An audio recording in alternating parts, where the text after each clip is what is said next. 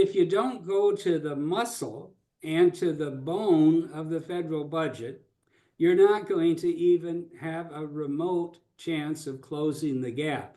I think it's going to get the waters are going to get extremely turgid, extremely rough. And the problem is it's going to go on month after month after month. There's no fix to this because there's not enough votes.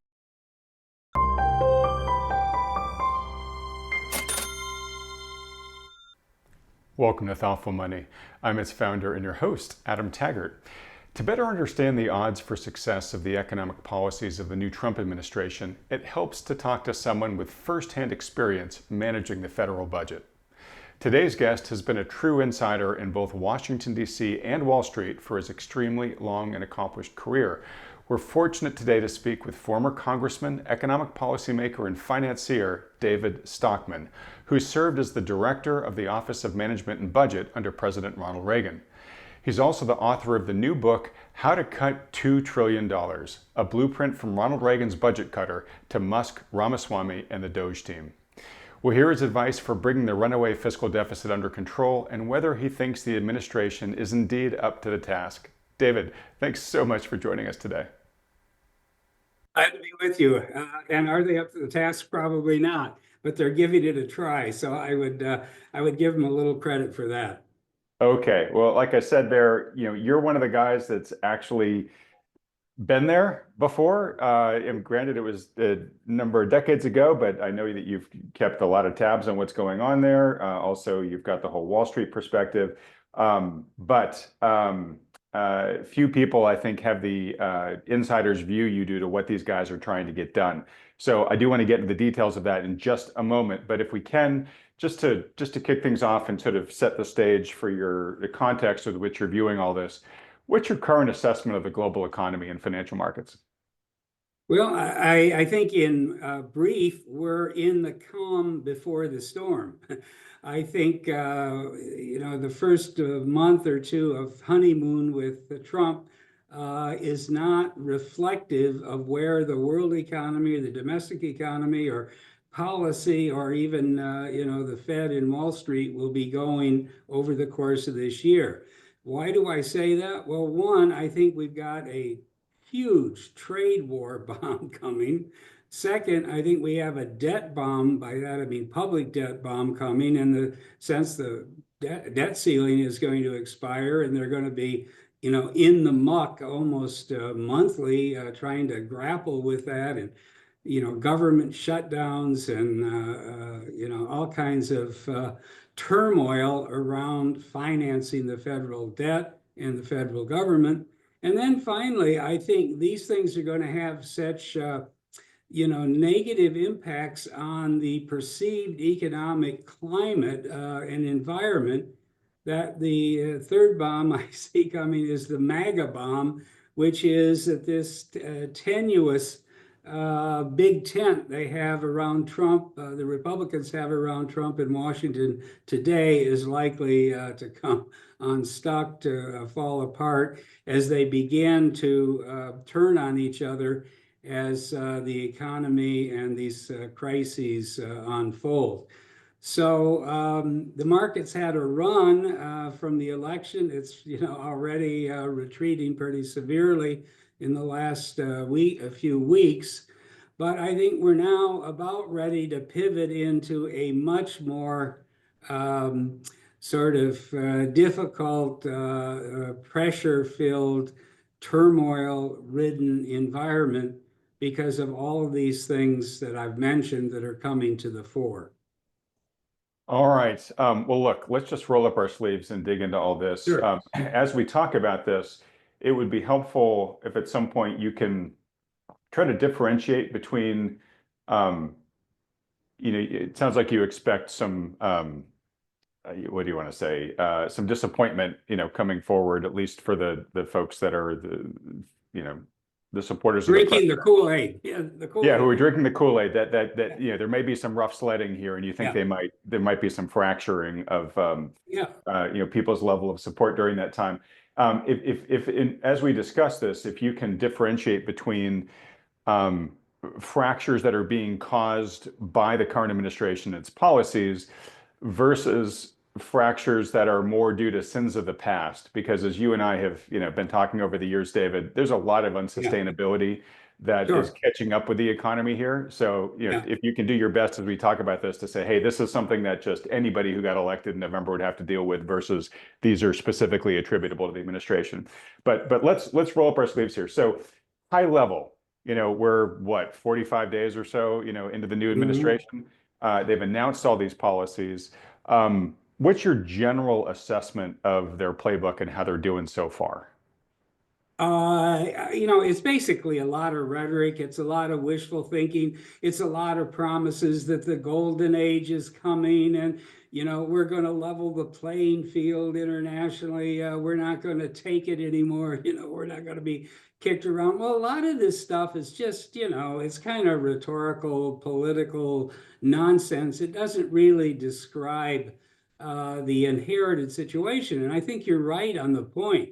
Much of the turmoil that's coming and the fractures that will occur both in the American body politic, in the financial markets, and especially in the Republican MAGA coalition are inherited.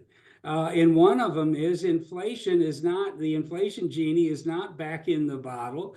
And I think there's a decent chance that we may even get another surge, maybe not to 7, 8, or 9%.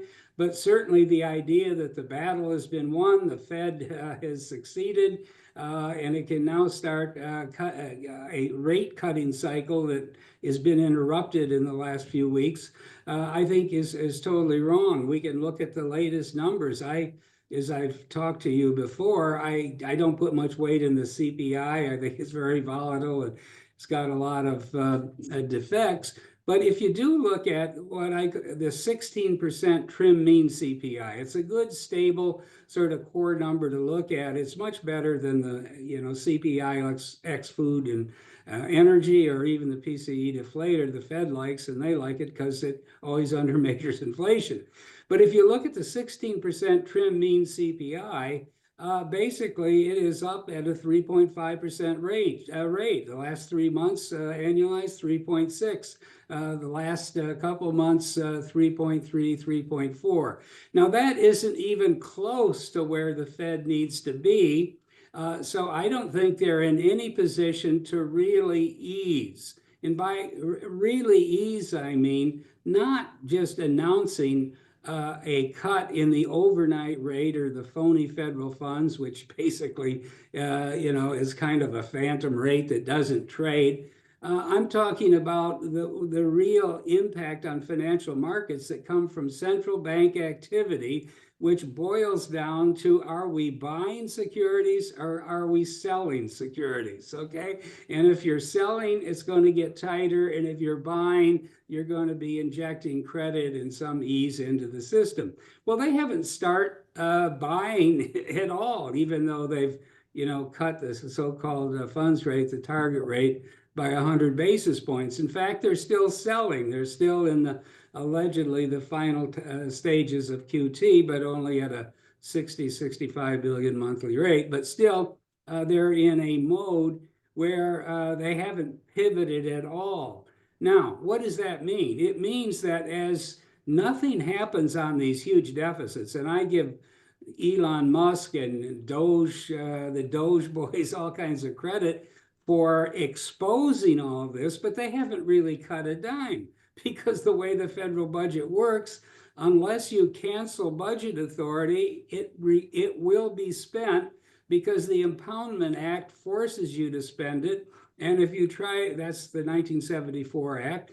And if you try to ignore the 1974 Act, some constituency that isn't getting its juice will take you to court. And the court system in America is filled with a lot of judges appointed by Obama and Biden, and even Trump for that matter, and certainly the Bushes, that are going to side with, a pretty literal reading of the Impoundment Act and even the Constitution.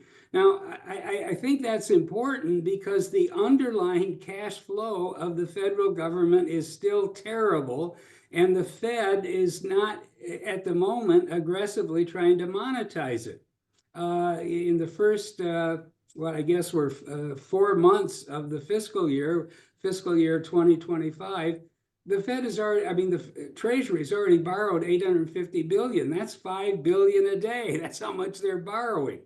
Now, when the Fed is monetizing the debt, which is to say buying up securities, whether they're notes or bonds or even bills, it's taking pressure off the supply-demand equation in the bond pits, and it helps keep interest rates lower than they would otherwise be. But where are we today? Where are we likely to be next month and balance of the year and even longer? We're not in a position like we've had for the last 5 or 6 years, where the Fed is an aggressive buyer of first resort in the bond pits. It's still selling by allowing the runoff or the redemption of its existing holdings. So what does that mean? I think it means that the pressure on interest rates will not abate at all, and it's likely to lead to higher rates as we get into all the what I call the debt bomb, the debt ceiling crises, and continuing resolution crises that are going to occur over and over during the course of the coming year and most of the Trump administration. So I don't see a good outlook for policy, even though there's been a lot of atmospherics. There's been a lot of, and what the DOGE is doing, I think it's a good thing. It's reminding the public about how much we spend, how much we waste, how much stupidity comes out of the agencies in Washington. But that's one thing I call it like the artillery. You're softening up the target. But until you send in the infantry to actually cut something, which is either entitlement authority or budget authority for discretionary programs, it's not going to slow down the flow of red ink by a dime. So that's kind of an introduction into where we're heading, which doesn't comport at all with what seems to be the headline in the financial news or even the daily regular news, that they're cutting like crazy in Washington and that it's a new day. It's not what we were doing in 1981. I just want to maybe round out that point. In 1981, within 3 months, and part of it was helped by the fact that I think some people will remember, there was an assassination attempt on President Reagan. He got shot. He came through it, with glorious colors, and it created a real political momentum that allowed us to pass this massive Budget Reconciliation Act, which did reduce spending in today's dollars, I would say about 250 billion. Now, that isn't going to solve the problem today because it's so much larger. But that's what happened in the spring of 1981. Real change in budget authority and entitlement law. What's happening now is kind of a theatrical presentation of what the spending spigots look like, but there's not much being done about it. Now, finally, I give Musk a lot of credit. He's a very smart guy and he's learning very quickly.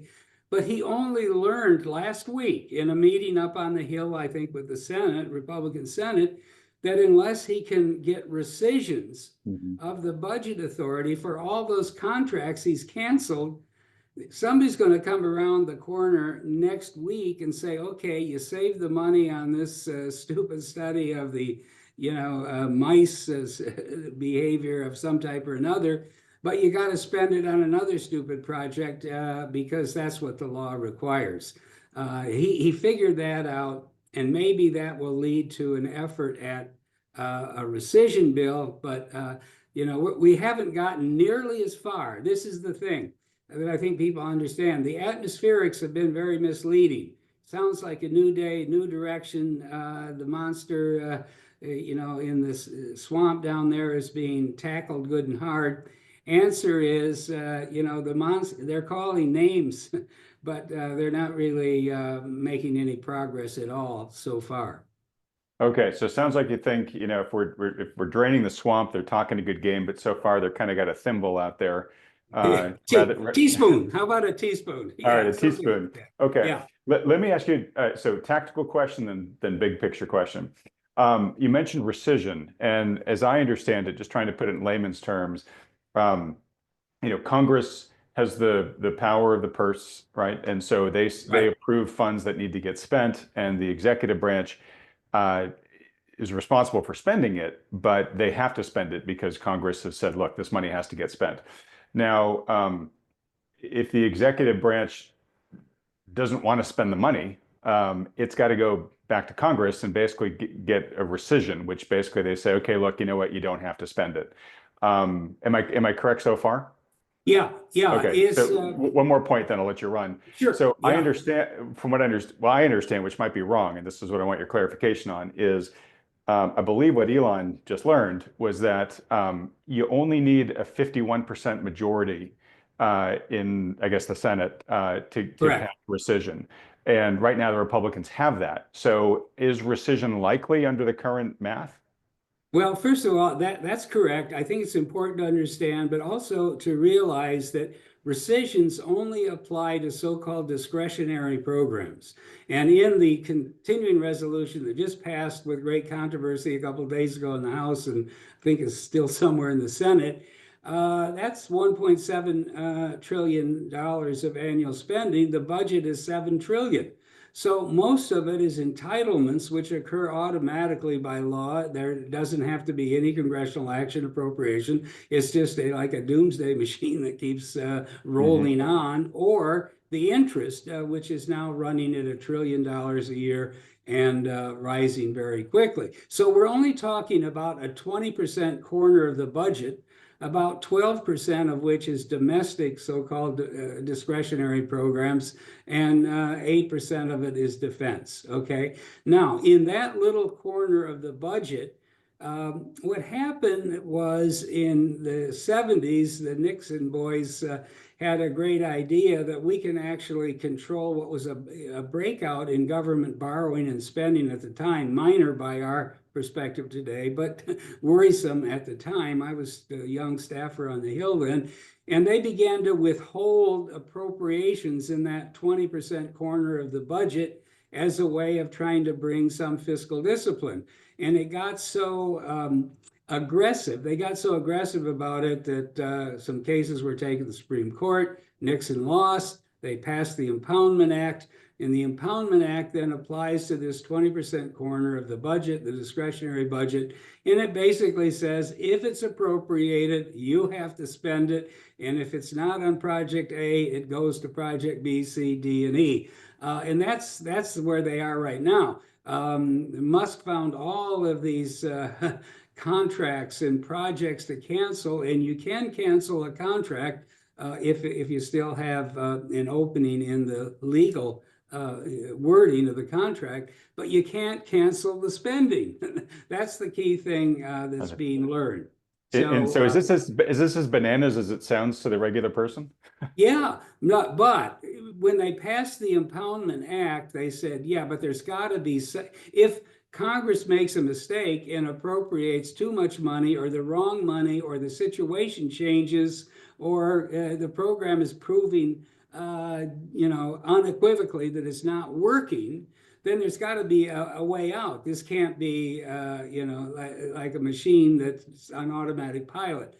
So they came up with rescissions, the rescission mechanism, and it is a good one because it doesn't allow us filibuster. If you send a package of rescissions to the Hill, the clock starts, it ticks for 45 days. You get a guaranteed vote in both houses in that 45 days. And if you can pass it in both houses with 51 votes in the Senate and 218 in the House, then the spending is canceled. So that's what they ought to do. But unfortunately, you see, this is a very complicated game in terms of strategy, politics, the Trump administration, the MAGA coalition, and so forth.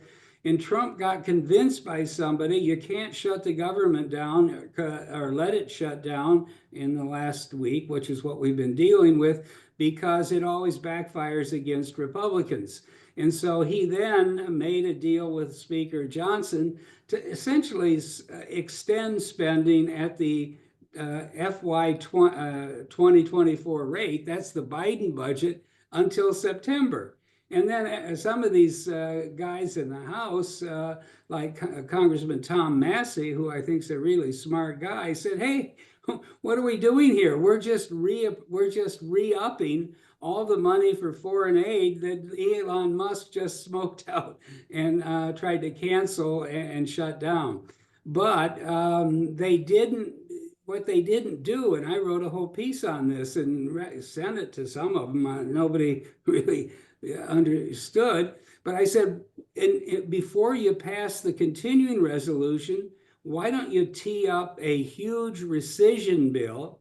And I laid out how you could rescind $400 billion worth of excess appropriations, last year's appropriations, unused money from the COVID bailout bills, how you could rescind huge amounts of wasteful funding for the so-called Green New Deal, the so-called Inflation Reduction Act, which is kind of a joke in itself, a misnomer that Biden passed. And so you make a down payment, pass that first. And if you could pass a 400 billion rescission bill, or 300 or even 200, then maybe you can put into effect a continuing resolution for the balance of this year and get geared up for a huge sweeping set of changes and cuts in the next fiscal year, which starts in October. But they didn't do that. They just forced a vote, and they're forcing it through the Senate. And they're leaving a lot of what I would call backbench Republicans who really care about the fiscal issue and the public debt, which is going to be, 37 trillion by the time the next episode of this happens in a few weeks. Very, very disoriented and very dissatisfied. And I don't think they're going to be there to pass debt ceiling bills, okay? And I don't think the Democrats obviously are going to want to help. It's getting pretty brutal. The level of political anger and toxicity in Washington and on Capitol Hill in particular, and you saw it today and yesterday in the Senate on this continuing resolution, is getting so severe that I don't know how these basic housekeeping functions in the financial fiscal realm are going to be handled. Debt ceiling increases, appropriations bills, keeping the lights on. It's just going to be one bumpy ride from crisis to crisis almost every couple of months, because the only thing they're ever going to agree on is to pass something for a few weeks or months and go back into the frying pan from the fire very quickly down the road. Okay, so we've got this system that has accreted that seems to have just a truckload of arcane bureaucracy and self-preservation in it, and focus on spending, not on oversight or restraint. It's now being managed by a political system that sounds like the way you've described it, dysfunctional. I'm probably being a little kind with that descriptor. But certainly a lot of partisanship. One might even say hyper partisanship here as well. Okay, so David, it might be really fun at some point in time to do an interview like this that's just dedicated to kind of how we got here. But that's way more, it's going to require way more time than we have here right now. So, all right, so you've got this short-term plan that could maybe save 400 billion worth of rescissions. I would think, Elon would really like to hear that, because I think around the time we're talking, I think DOGE is claiming somewhere over a little bit of 100 billion that's been, quote, saved so far. And I know you wouldn't say saved, but if you could quadruple that for him quickly, I think it would be in his interest to look at it. But hopefully somebody sends your plan to him.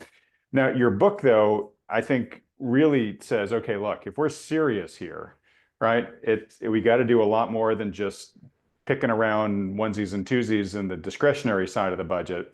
And we got to get we got to get our hands real dirty. We got to make the hard choices. So, in the title of your book, How to Cut $2 trillion, right? That's Yeah. not nothing. So, let me put it this way. If everybody suddenly stopped going to war with each other and said, let's listen to David, what would you recommend they do? Well, yeah, that's exactly why I wrote the book, because I was seeing some of the exposures that the DOGE boys were putting out, and it was all good stuff. But I knew from history and what I did in the early 1980s, 1981, a lot of this stuff is good, solid cuts. We shouldn't be, running the Corporation for Public Broadcasting. I mean, we've got the whole alternative media today. We've got every kind of, cable channel that you can think of. So you don't need the government funding public radio and public TV. That's easy. You should have cut that out in 1981. It's still here, and that's easy. But the problem is, maybe you save $100 million a year or 150, and that's a rounding error when the problem is 2 trillion big on an annual basis. So I said, therefore, how can we come up with some kind of framework on this that will make the whole proposition comprehensible, and maybe give some slogans to it that will allow a lot of this information to stick. So I said, okay, let's look at all of the kind of cuts DOGE is talking about now. Taking staff out, slashing overhead, getting rid of some of the more dubious agencies. I call that the fat basket. And I went through it in quite length and in detail. I showed how if you cut 16 agencies out entirely, including big ones like the Department of Education and the whole USAID operation and the FBI, and then a lot of little things like the Legal Services Corporation, and then some middle-sized things like OSHA. All these things I laid out the good, solid libertarian reasons why they all ought to be cut. But the problem is after doing that, you know how much you saved? $11 billion in compensation costs, and probably another $5 billion in overhead. So then I said, well, let's take a broader scope here, and I propose let's cut a lot of way overweighted, let's say bloated agencies like the IRS, for instance, or the FAA, or the Veterans Administration operation by 50%. And save the compensation. And as I went through it, by the way, I could say I was counting compensation savings as not just wages and salaries for federal employees, but fringe benefits of every kind, plus all the holidays and other things they get, and pensions and medical care. Yeah, we used 140,000 a head, so that was a pretty good number. Now, when you get done getting rid of the 16 agencies and cutting 9 of them by 50%, you end up with less than 30 billion of savings. And so I kept going, and I said, well, let's cut everything else in government in non-defense by 30%. By that, 34%. By that I mean the headcounts, the staffing levels, and that would cover everything: Social Security Administration, which is huge, and all the Interior Department, EPA, all the rest of it. When you got done with all of that, and you give some allowance for the overhead savings that go with destaffing or downsizing the staff, the total savings was $130 billion. And I said that's good. That's a start. But 130 billion, is 5% or 6% of the 2 trillion target. So then I said, there's some functions that the government does that really we don't need, period, when push comes to shove, especially when we're this deep in the red ink and in the surging debt. So I said, let's get rid of farm programs entirely, 40 billion. Let's purge out of the tax code and the Department of Energy, every single energy subsidy or tax credit or promotion program, whether it's green energy, black energy, old energy, new energy, get rid of it. That's $60 billion. And then let's eliminate all of the other business subsidies in the federal government, eliminate the SBA, Small Business Administration, eliminate the Export-Import Bank, and most of the business tax credits that are in the IRS code. Well, that gave me another 150 billion or so. Put it all together, I call that the cut the fat basket. It was 400 billion. With all of that, the 16 agencies, the 50% staff cuts, farming, energy, and so forth. So then I said, what this tells us, which we knew way back in 1981, and it hasn't been acted on since then, is that if you don't go to the muscle and to the bone of the federal budget, you're not going to even have a remote chance of closing the gap. So then I looked at the national security budget as 1.4 trillion if you count everything, including the Veterans Administration, which is just deferred cost of war. And I said, let's cut that by 50% or 500 billion, bring the empire home. Big reduction in the Navy, big reduction in the Army. I won't go into all the details, but you could have America First foreign policy defending the homeland and forgetting about NATO and intervening in the Middle East and the Far East and every other place. You could save 500 billion, but then you're still not 50% of the way to the Elon Musk goal of 2 trillion of savings, which he laid out very early in this whole process.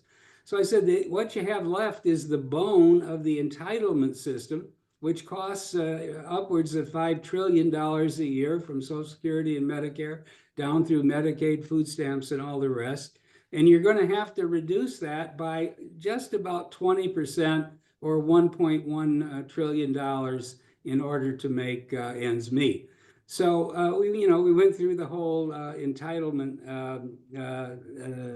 array of programs, and I'll just give one example that I think indicates what can be done.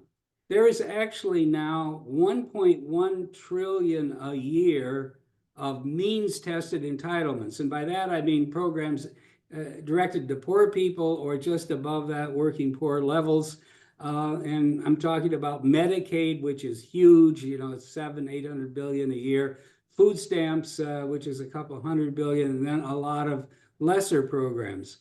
And I said, if you look at what we're spending today, the 1.1 trillion, and you look at what those same programs cost in 1981, the first time we attempted to do anything about this huge, welfare state thing we had in the federal budget, what's the comparison? Well, I put it all in constant dollars, and to make a long story short, this is 2024 dollars.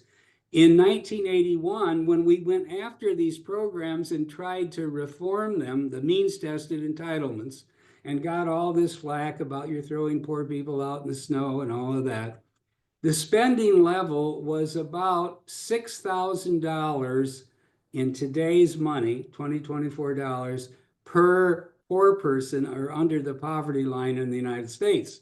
And today it's 26,000 per capita of the so-called poverty population. Now, over time, the so-called poverty level hasn't changed in constant dollars. It was 14,000 back then. In today's dollars, it's 14,000 in today's dollars per person as well. So back then, these programs cost half of the poverty level, and today they cost 175% of the poverty level. There shouldn't be any poverty in America at all if these programs, if these funds were actually going to the people that need it and were effective and not riddled with all kinds of either ineffectiveness or waste or fraud. But the point is, you could cut that 1.1 trillion by 250 billion. I mean, not to dwell on this too long, but you have to get into specifics at some point. You could cut it by 250 billion through the simple expedience of saying we can't run all of these programs from Washington because the cost of living is hugely different from the Ozarks, let's say, to New York City. There are different values among voters and their elected office holders as to the balance between how much do you help and how much incentive do you give to people to provide for themselves. All those issues are really hard. And should it be cash? Should it be in kind, like medical care or housing?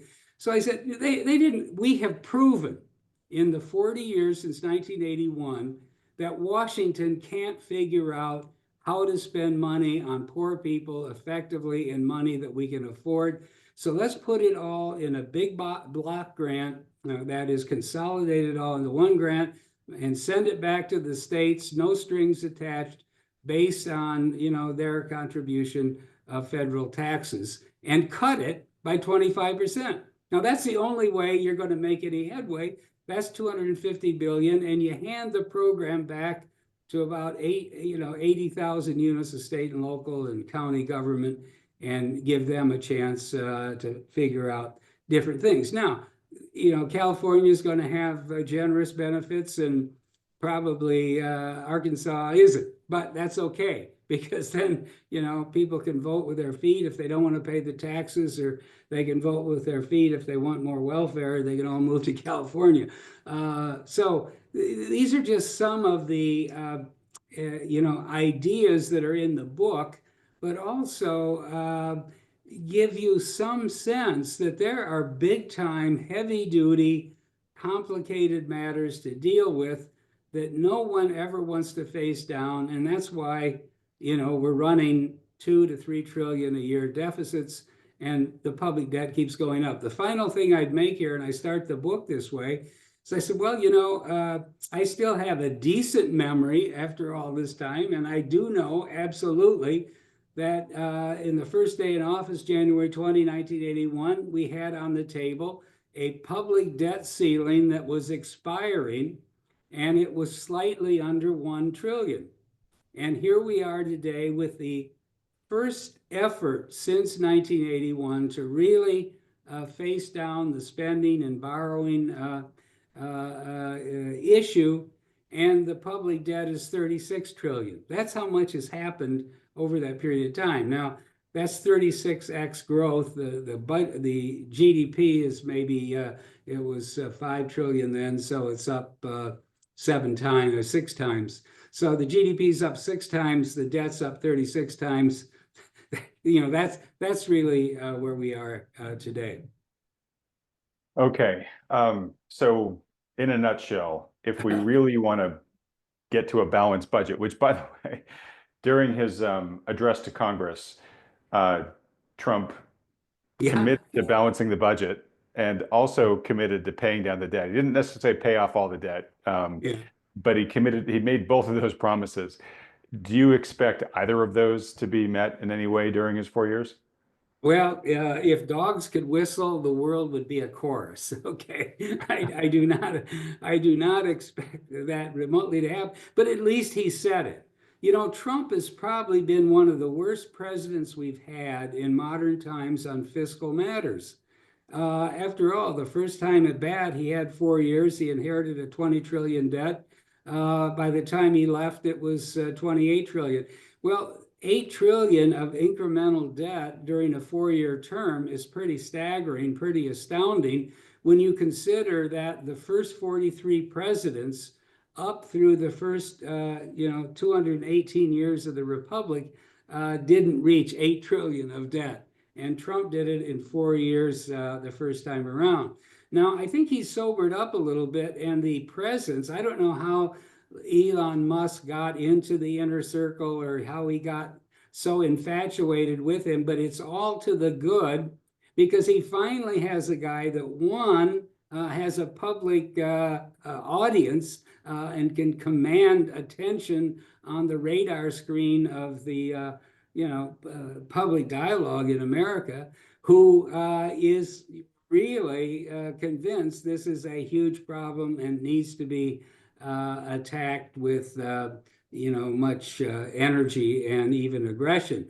So this is changing the picture, because absent Elon Musk and this whole DOGE thing, that I think they probably thought it up, in one afternoon while they were finishing their golf game or something. I don't know where it came from, but it's It been, started as a meme off of yeah, Dogecoin. I think yeah, I know, off the coin, yeah. he literally just said, "Oh, that acronym could actually be Yeah, Department of Government yeah, Efficiency," yeah, and yeah. then it snowballed. But Yeah. when they translated it to this Department of Government Efficiency, but it's been a game changer, because it's put that whole issue back on the table, which before that, Trump wasn't interested in that. He didn't care about spending the debt and how much we were borrowing. He just wanted to attack the Fed and demagogue about immigrants coming into the country, being emptied out of jails and insane asylums and so forth. So what this has done is at least bring this core issue, which is pretty damn serious, put it back on the table of the Trump administration. And I think they're going to have a hell of a time grappling with it, because you see, you still have in Washington, in the Senate, Republicans, a whole, I call it the College of Cardinals, who should be wearing red because they're so bloodthirsty in their foreign policy views. They're all neocons, and they all pushed us into this idiocy in Ukraine and all the rest of it.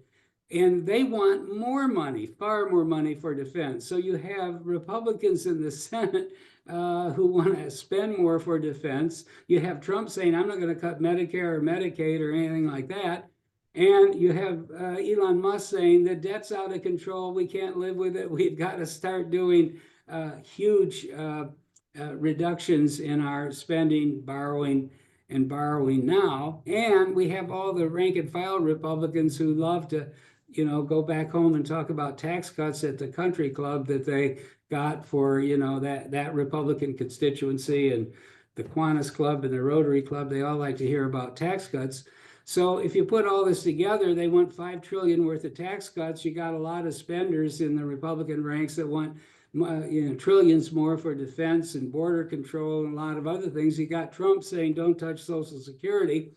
And that would be disastrous as a fiscal policy. But fortunately, you have Elon Musk and the DOGE thing jumping into the middle of the fray and saying, we got to cut, and the fiscal equation's out of control. Now, what does that lead to? I think it's going to lead to a gong show. Okay, I think it's going to lead to a whole bust up of whatever the MAGA coalition might be today, as they line up in a circle and start firing at each other in different directions. It's not going to be quiet. It's not going to be smooth. It's not going to be confidence building as we get deeper into the calendar this year. Okay, so yes, you expect sort of increased chaos, a devolution into more chaos here. We're all rooting for DOGE. I think you are too. Sure. You're definitely managing your expectations, and for all the reasons you mentioned to us. Let me get to sort of the really big question I have, which is, look, let's all hope and pray that Elon is successful in slaying the spending dragon. You don't give him a ton of good odds for that, but we'll all hope for it. If he doesn't, and we just end up sort of stumbling along business as usual, at some point in time, there's a reckoning moment where we can't do that. We can't continue to do that, right? That's when the interest on the debt exceeds all tax receipts or something like that, right? I mean, there's some date with destiny out there. So at some point, whether it's going to be short term, in the near term now with DOGE, or some point in the future, we're going to be faced with having to cut bone to get this thing under control. So let's just talk about that for a second. Sure. And look, I know this is an emotional topic for people, right? I mean, you can't talk about making cuts to some of these things without people feeling like a personal attack, or, oh my God, you're going to take my grandma's, Medicare away. But like it or not, right, the big buckets are Health and Human Services, Social Security, and defense. I'm kind of lumping veteran affairs into health and services, but there too. All right. So a couple of bullet point questions for you. One, just finger to the wind as a guy who knows this much better than the rest of us. Assuming sort of like an Elon Musk forensic accounting of each of these things, how much sort of like waste and fraud are in those big things? If you had to come up with just a percentage, 5%, Yeah. 20%, what? Well, it varies enormously between the cash programs like Social Security, and I'll talk about that for a second, which I think there's very little fraud and, the easy stuff, Right. okay? Even despite Where, the millions that are over 130 years old in the system. he got some bad data and that he went off the deep end. Reagan used to tell me that, okay, this is like 44 years ago. President Reagan would say, oh, I know they're dead people on Social Security. Why don't we save some money by getting them off? So I went back to the well time after time. And the fact is they're not. Every month, the Social Security Administration reviews all of the death certificates that are filed in every state, with the secretaries of state or whatever mechanism they have. And they're purged from the rolls every 30 days. So now, the funny thing is here, 1.4 million recipients go to their rewards every year. So if you look at the average benefit, which is about $2,000 a month, do the math, you find out that dead people are getting about 2 to 3 billion a year in Social Security during the average of 15 days that they're on the rolls before they pass. In other words, the ones on the first day of the month and the ones on the last day of the month. Right. But even if you could find a way to get that information in real time faster, and I said, maybe Elon can come up with some super duper technology to do that, you would only end up saving $1 billion or $1.5 billion at most. Otherwise, there isn't much. Now, on disability benefits, you could tighten up the approval process and the standards, and you might be able to save, $1 billion or two a year there. But out of that Social Security, now let's say how important this is. If you look at it in big dollar pictures, over the next 10 years on the baseline budget, CBO baseline, spending is 85 trillion. Okay, 85 trillion. That's the whole thing, interest, defense, entitlements, so forth. 20 trillion of that is Social Security. So if you basically, there's no waste, there's not that much waste or fraud you can squeeze out of Social Security in some kind of innocuous, harmless way. So you have to look at the entitlement itself and say, is there a layer of quite affluent people who are getting benefits because of the way the system works? And the answer is yes. And the issue is we should means test Social Security. And for people, people above 100,000, they should have their benefits phased out if they've, now you can say that's unfair, but nobody paid for their Social Security. Remember, everybody gets back 1 to 5 times more than they put in on a present value basis. So if you take fairly affluent people, the top 10% of beneficiaries, and you say, we're going to cut back or eliminate your benefits as you move up from 100,000. Certainly, we shouldn't be giving anything to millionaires and billionaires and so forth. That would be one place to start. And you could save through a well-designed means test because you're going to have 75 million people on Social Security in a very short number of years. You could save several hundred billion a year with a means test, and you're going to need to do that. But boy, will that be, I don't know how you get it through, because then you'll have all of the people at the golf course saying, by God, I paid taxes my whole life, and now they're going to take it away from me at the country club. But, well, I think if you don't do that, you're just not going to get where you need to be. Now, on Medicare, it's the reimbursement system. The whole medical system is inefficient because it's all third-party payment based. There's no incentive for anybody, either providers or users, consumers, to economize on the use of healthcare resources or to take better care of their own health.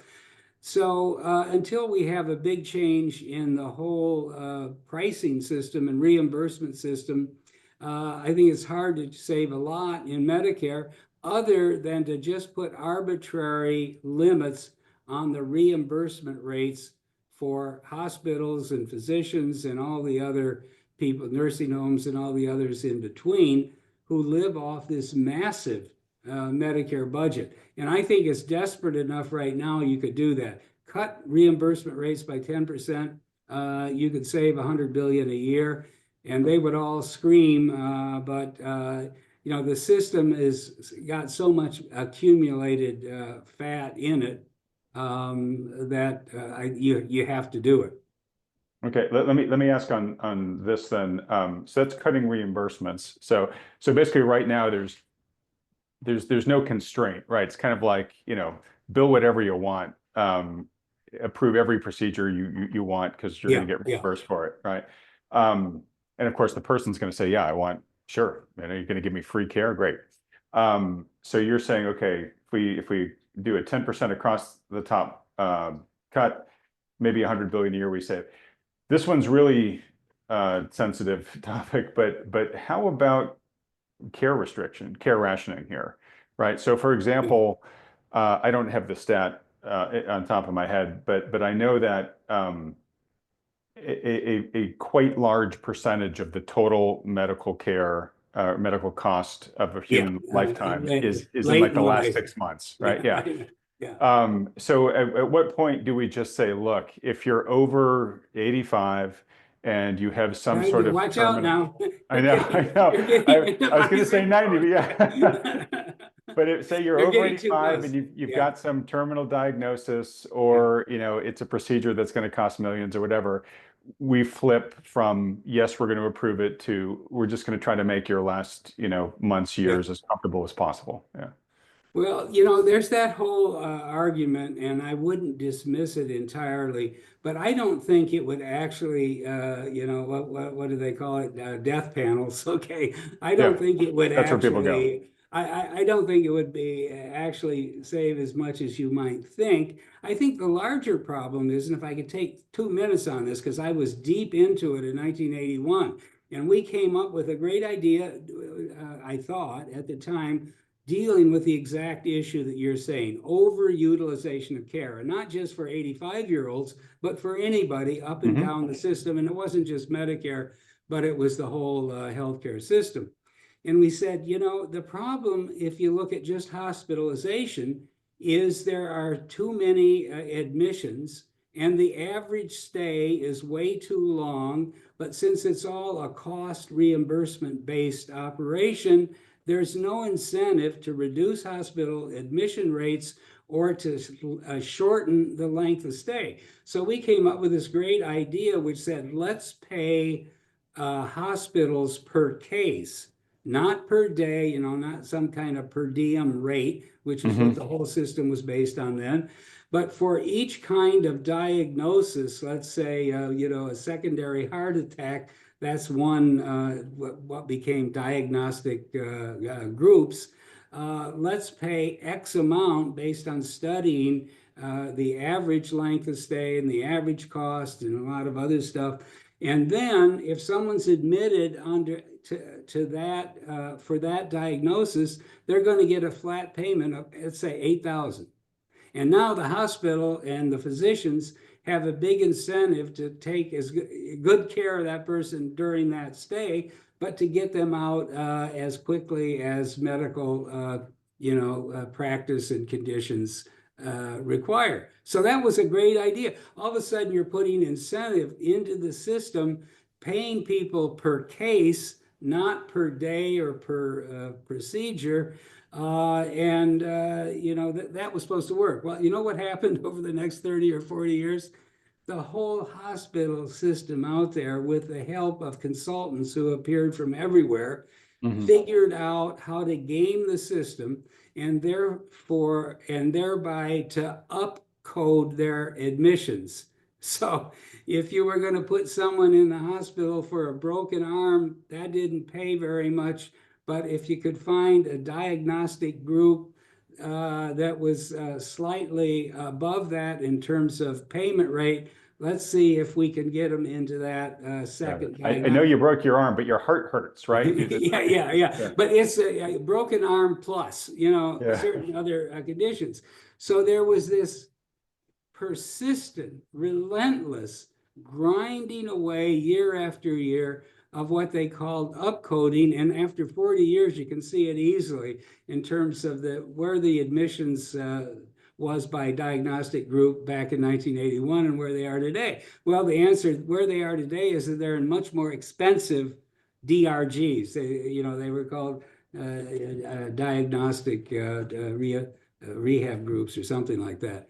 So the point is, it's complicated, and I think the only way out of it, and this would get very controversial and people will go crazy about it, but you should allow adult retirees to choose either existing Medicare or a cash equivalent. Just give them the cash and let them go out and see how they could buy, with advisors or without advisors, the medical care they want and need with the cash allowance that they're given.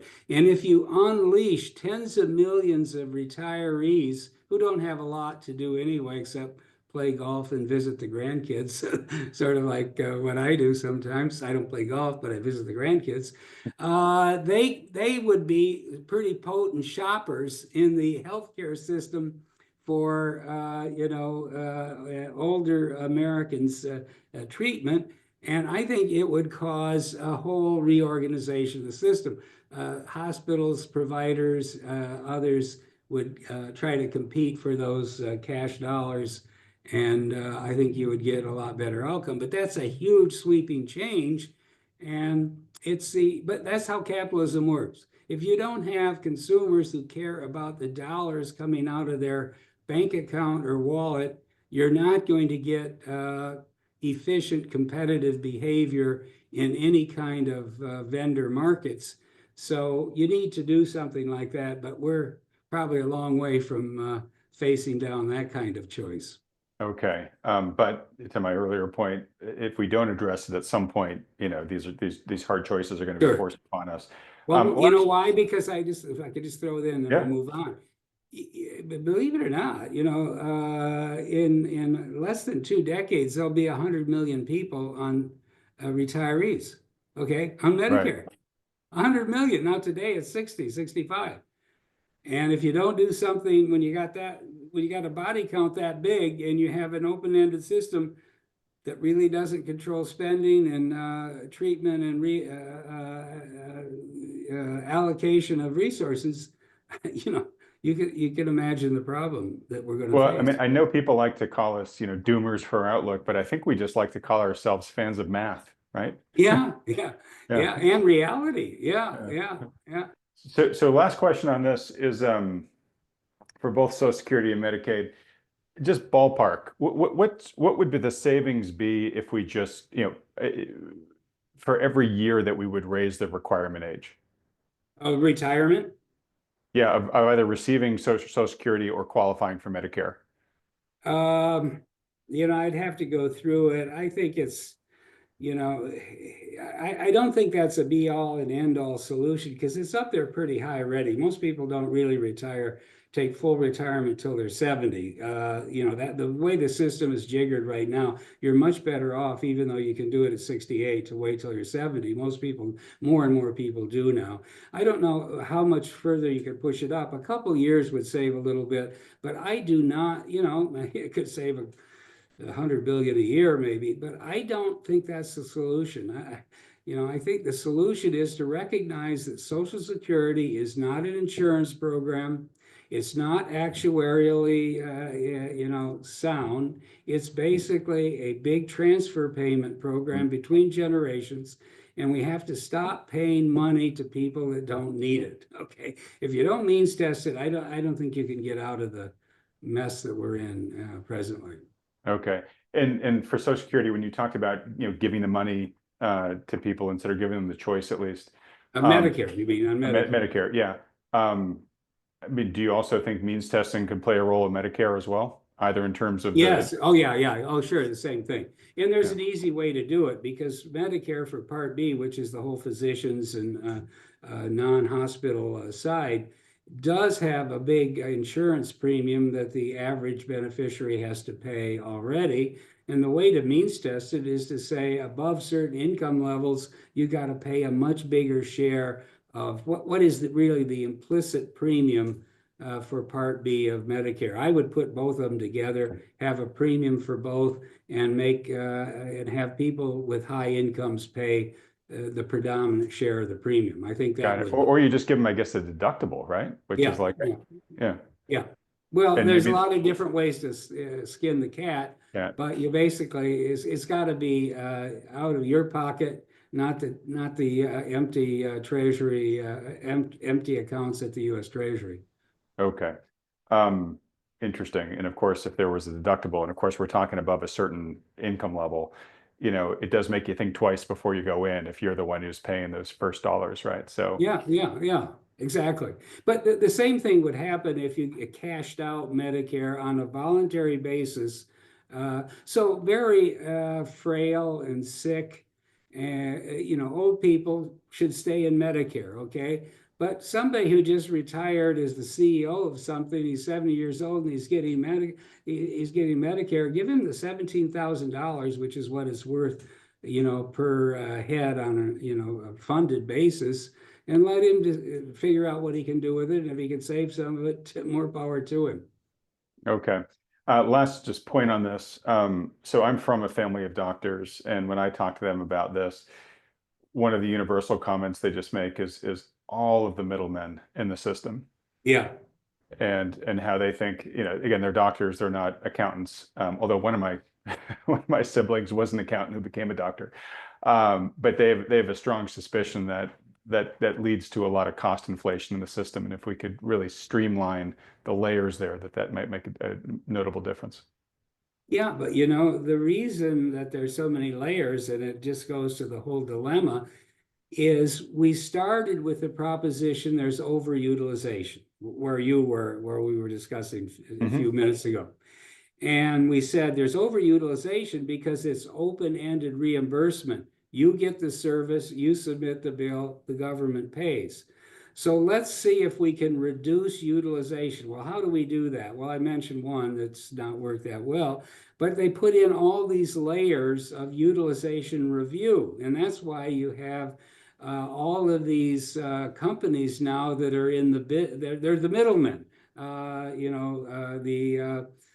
For drugs and for mental health services and for a whole variety of things. And that wasn't the way to go. That was sort of, you get to efficiency through bureaucracy. It just doesn't work. Yeah. You get to efficiency through effectively functioning competitive markets. And the only way you get those is if people spend money out of their own bank account and care about how much of it is going out the door.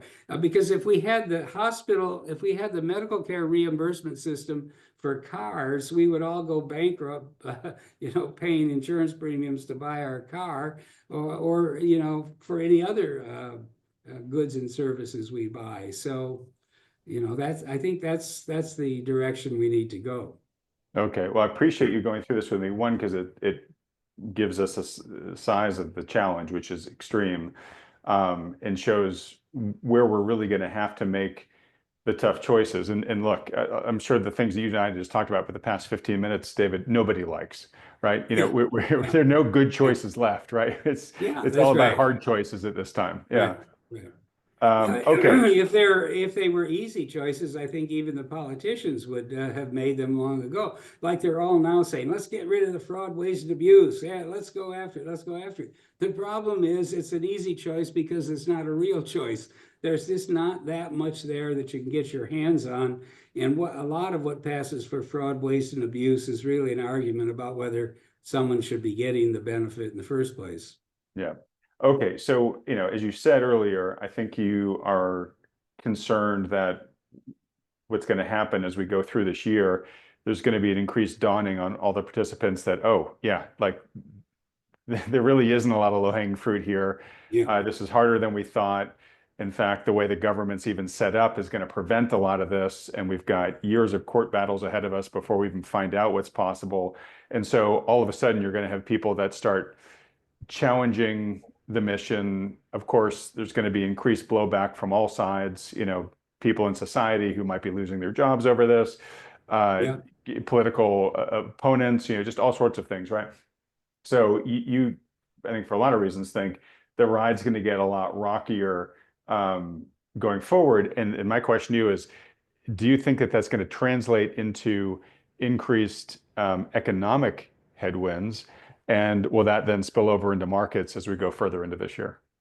Yeah, I think the headwinds are going to be in the bond pits. Okay, it all comes down to the fact that spending isn't being cut. That's material.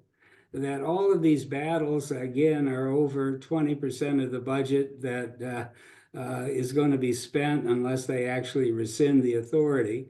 And so you're going to have a huge treasury presence in the bond pits week after week, month after month, in the middle of crises over whether that we can even issue more debt because the debt ceiling has been reached yet once again. I think it's going to get the waters are going to get extremely turgid. Extremely rough, and the problem is it's going to go on month after month after month. There's no fix to this because there's not enough votes. I mean, when you've got one vote margin in the Senate, or maybe two if the vice president votes, but you really only have one because they're always going to make him vote, and some other guy's going to get off the hook in the Republican ranks. But when you have such slim margins and you have such difficult, intractable problems, by definition, you're going to have a lot of mayhem in the process. And I think that's where we're going. Now, add to that the fact that our government is designed not to work. That was the beauty of the founders. They distrusted the democracy. They wanted a system of checks and balances that made it very difficult to get anything really done. That was all to the good over the last 225 years. But we now need a system to work, and we don't have a consensus that will allow the machinery to address the problems, unfortunately. All right. Well, so let me ask this. Given that outlook,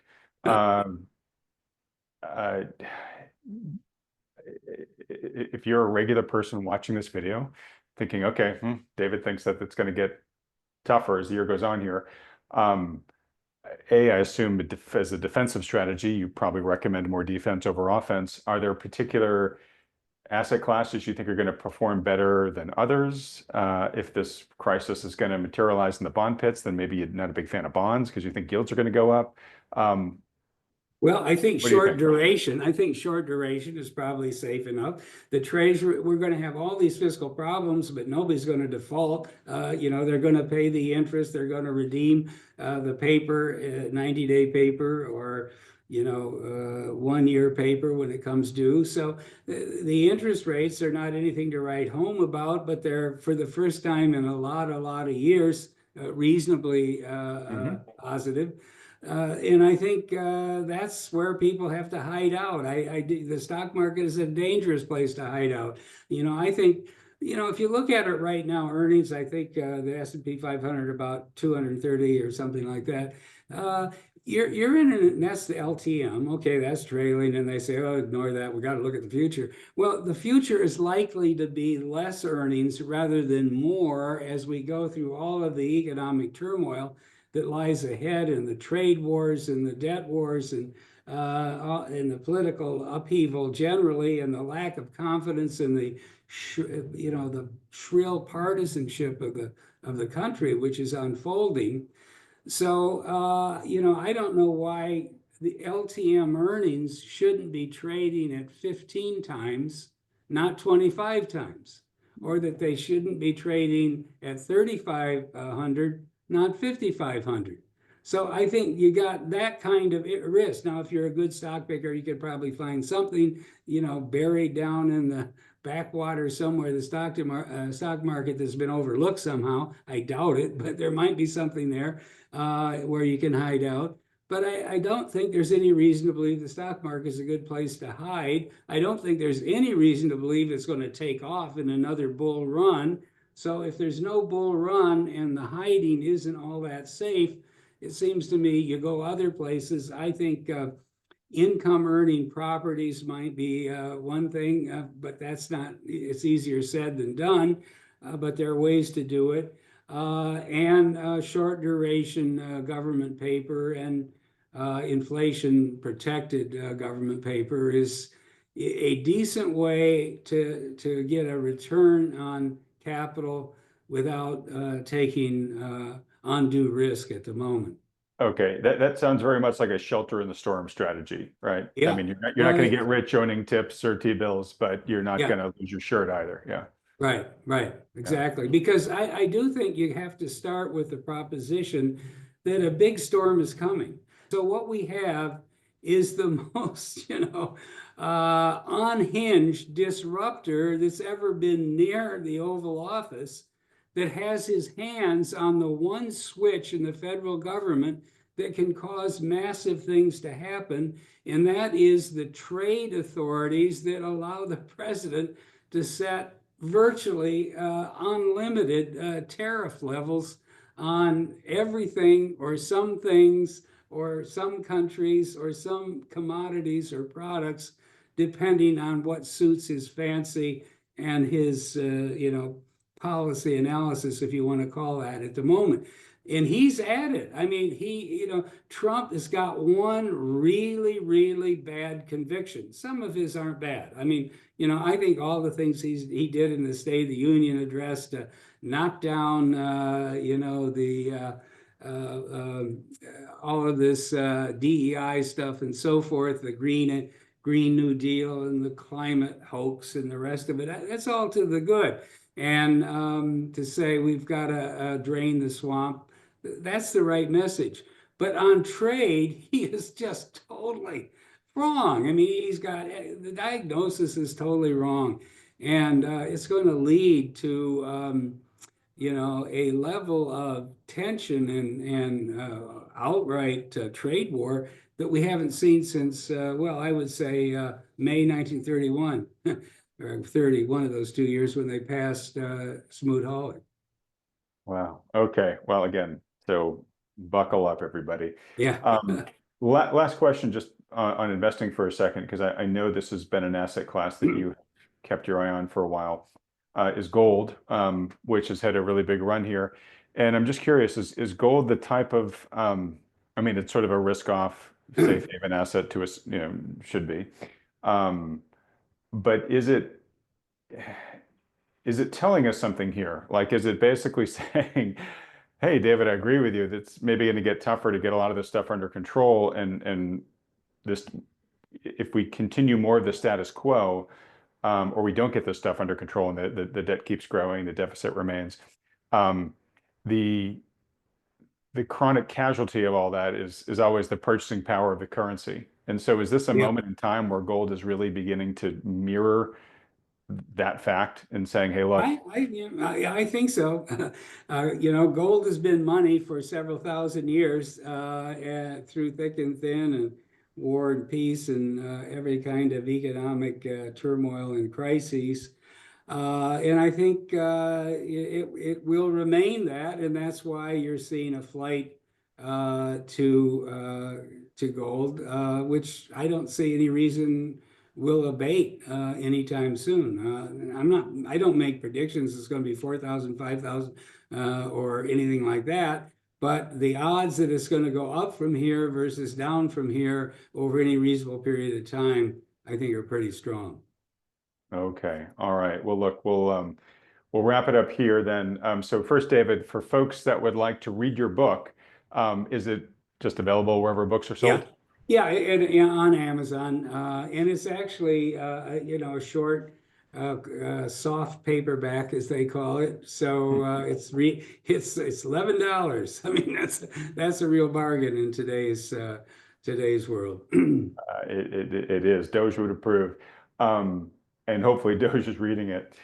For folks that would like to just follow you and your work and your analysis generally, between now and the next time you appear on this channel, where should they go? Well, I think the easiest way to get there is to Google David Stockman's Contra Corner, as in contrarian, Contra Corner. That's my daily newsletter. It's very easy to, subscribe, sign up. I think a lot of that we've been talking about today in this discussion is what I address, cover every day. All right, David. Well, look, all that's fantastic. And just letting folks know that the week that this video is launching, David has been kind enough to be this week's submitter to our MacroPass service for our premium Substack subscribers.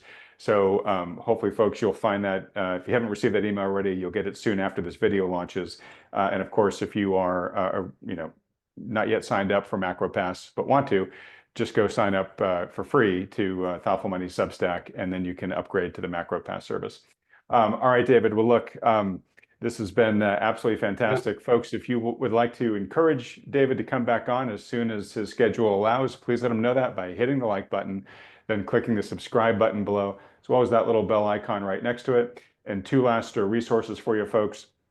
If David is correct here and we're staring at a turbulent year ahead, which honestly, folks, we just did the Thoughtful Money Spring Conference, 10 hours with a ton of experts, and their consensus definitely matches David's. If you'd like some help, putting together your portfolio strategy for how to navigate that type of environment, highly recommend that you work under the guidance of a good financial advisor, and importantly, one that takes into account all the macro issues that David and I talked about here. If you've got a good one who's doing that for you, great, stick with them.